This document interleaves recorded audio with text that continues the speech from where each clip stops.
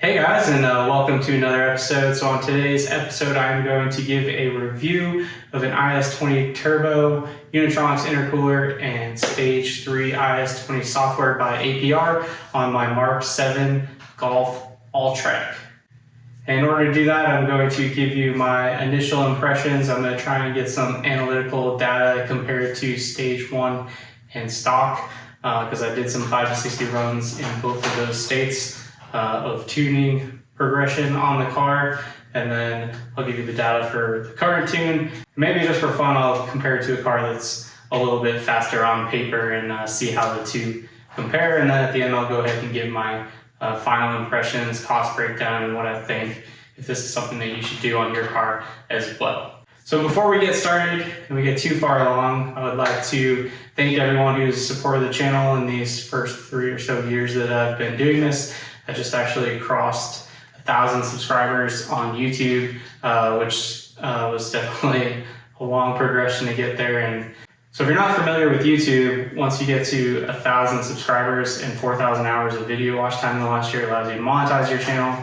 At my current view rate, I'll probably get enough money for a quart of oil and a Chipotle burrito every month, but that's fine. I have cars that hemorrhage a lot of oil, and I like Chipotle burritos, as you can see. Thank you, everyone who's supported. That being said, I think still like 98% of the people that watch my videos are not subscribed. So if you can help me out, I guess it will help me share the content with more people or whatever, because I do like making these videos. So thank you, everyone who has supported me. All right, so getting into the meat of the video, it's hard to see, but there is now an IS20 Turbo that I got off a 2000, I forget what year it was, but it was a Mark 7 GTI that had 11,000 miles that the person took off, and they installed an IS38 in theirs. So I used IS20 Turbo with 11,000 miles, and then I have a Unitronics intercooler in here. It's the like black anodized aluminum one. I don't know, it was a little bit cheaper than the APR one, and I'm not really loyal to any particular brand, so that was the intercooler that I decided to go with. I just thought it was a good value for money. And then I guess if you've been watching the channel for a while now, I think I've pointed out the fact that I had bought this turbo quite a while ago, and I was kind of just waiting on a good sale on the intercooler and a good time to do this job.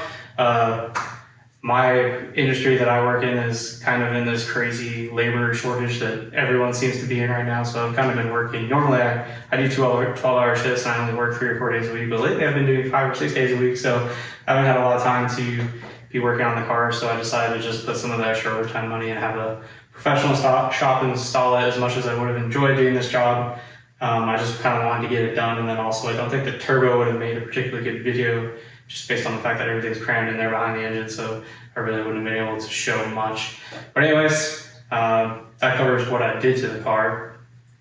So what are my initial impressions? I would say that the power change is noticeable going from a Stage 1 87 octane tune on APR to the Stage 3 IS20 87 octane tune. I'm not really sure why APR calls the IS20 Stage 3 since it's in the middle of in the Volkswagen turbo range, but whatever, I digress. They call it Stage 3, so I guess that's what I'll say.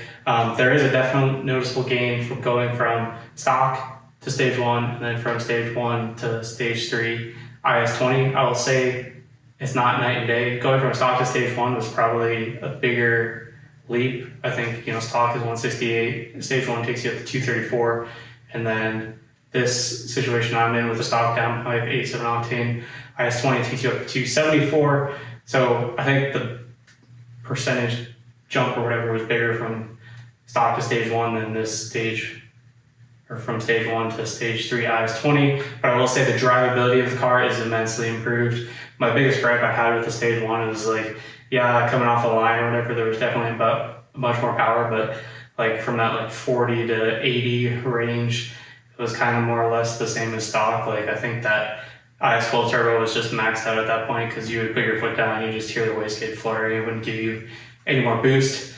This one has solved that. From the 40 to 70 is immensely better than the Stage 1. I will say that I think it's just the gearing in this car. If you're on the highway in 6th gear, going 75 or 80 miles an hour, you're just over 2,000 RPM, you put your foot down, it doesn't feel any different to me than the stage 1 or stock. Unfortunately, this car, just the way the gearing is, I think you just have to downshift to be able to have like that big surge in power, which is kind of a little bit unfortunate coming from that thing and some of the diesel cars I've owned in the past. I kind of like just being lazy and being able to put your foot down, but whatever.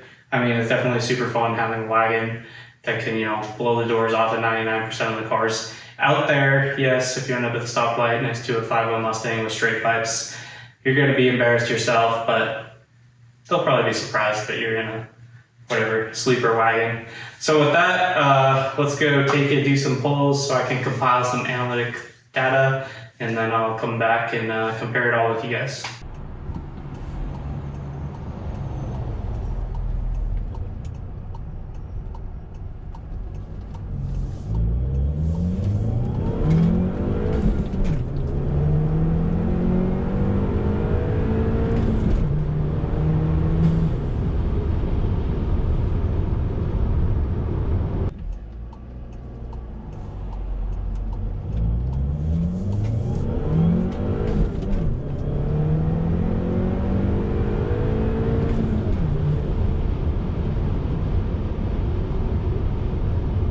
So just for fun, I thought about doing a back-to-back comparison between the Alltrack in its current state and my E39 M5. That was a good excuse to get the E39 M5 out, get the fluids moving in it, because I haven't driven it for a couple of weeks since I've been on vacation. Although this 10W60 takes forever to warm up, so it's going to be a minute before I can do a poll.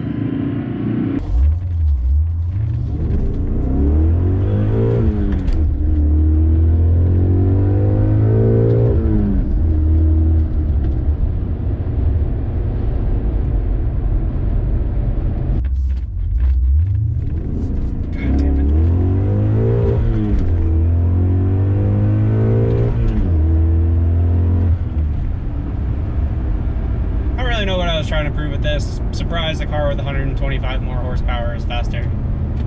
All right, so I've completed my field testing and compiled the data, so let's go over it. So before I got the stage 1 software, I did a series of 5 runs, 5 to 60. All my testing I did 5 to 60 miles per hour using a GPS tracker. No offense to you guys, I just didn't want to abuse my clutch doing launches. Also, I'm not very good at that doing that anyways. So I just wanted to do the 5 to 60, which is probably a more real world acceleration test anyways for something that you would do every day. So on the stock Volkswagen software at 170 horsepower, I had an average of 8.2 seconds, 5 to 60. After I got the APR stage 1 87 octane tune software, it was 7.12 average 0 to 60, or sorry, 5 to 60. And then my stage 3 IS20 87 octane tune, I averaged 6.77. So as a percentage difference, stock to stage 1, that was a 15% improvement. Stock to stage 3 was a 21% improvement. And then interestingly, stage 1 to stage 3 was only a 5% improvement. So I guess on paper, that's not much, but I will say from a driver feel and overall drivability, to me, it is a great improvement. If you look at the power curve from APR for the IS12 turbo, which is the stock turbo, to me, it kind of looks like the power curve just kind of reaches that max power and then flattens out a lot faster than the IS20. The IS20 has a more linear power band, and that's kind of how it felt in the car to me too. Like when you go straight to stage 1, you'll notice the improvement in the stoplight acceleration, like 0 to 40. That will feel like night and day different to you. And then I think for me, the stage 2 or stage 3 where I noticed it the most was like kind of that 40 to 70 emerging on the highway, where that power kind of petered out on the stage 1. You get all of that back with the IS20, in my opinion. I guess you're not getting back because you never had it, but you're getting it with that IS20 turbo. And then unfortunately, the biggest complaint I had with the with the stage 1 software is it didn't really improve that like 6 years, just put your foot down on the highway when you're lazy and don't feel like downshifting to pass someone. Unfortunately, that wasn't really improved with stage 1. And unfortunately, I'll have to report that it's not really fixed with the IS20 turbo either. Maybe the IS38, will get you enough torque to be able to do that, but it might just be a limitation of that 6 gear being so high for fuel economy in these cars.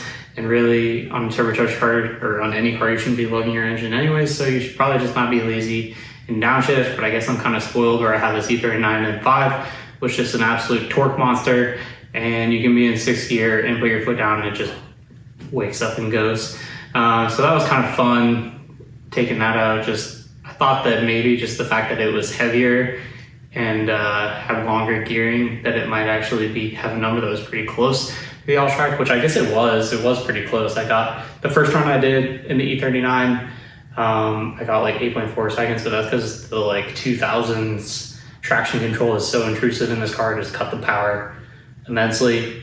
And then on the second run, I turned the traction control off and I spun the tires. So with a little bit of a power slide at the beginning, I got 6.3 or 6.4 or something like that. So a little bit, but not terribly far off, which is kind of cool.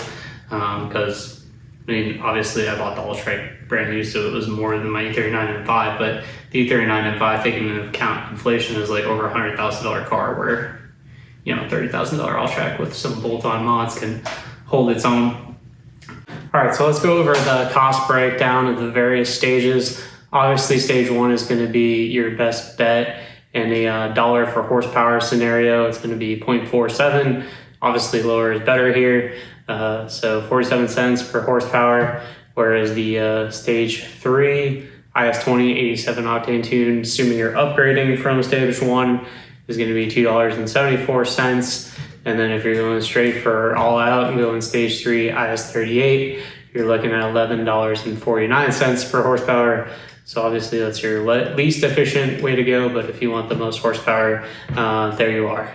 So do I think that you should go IS20? Well, really it depends on your particular situation, what your budget is. If you just want cheap horsepower, then I think you'll be happy with stage 1. It'll definitely help you in those stoplight scenarios. If you can afford it and it's in your budget, I would highly recommend doing the IS20 turbo. I think it really improves the drivability of the car, having a more linear power band. Obviously the numbers weren't that impressive for me. I think they would have been a little bit more of a jump had I gone for the 91 or 93 files on the IS20.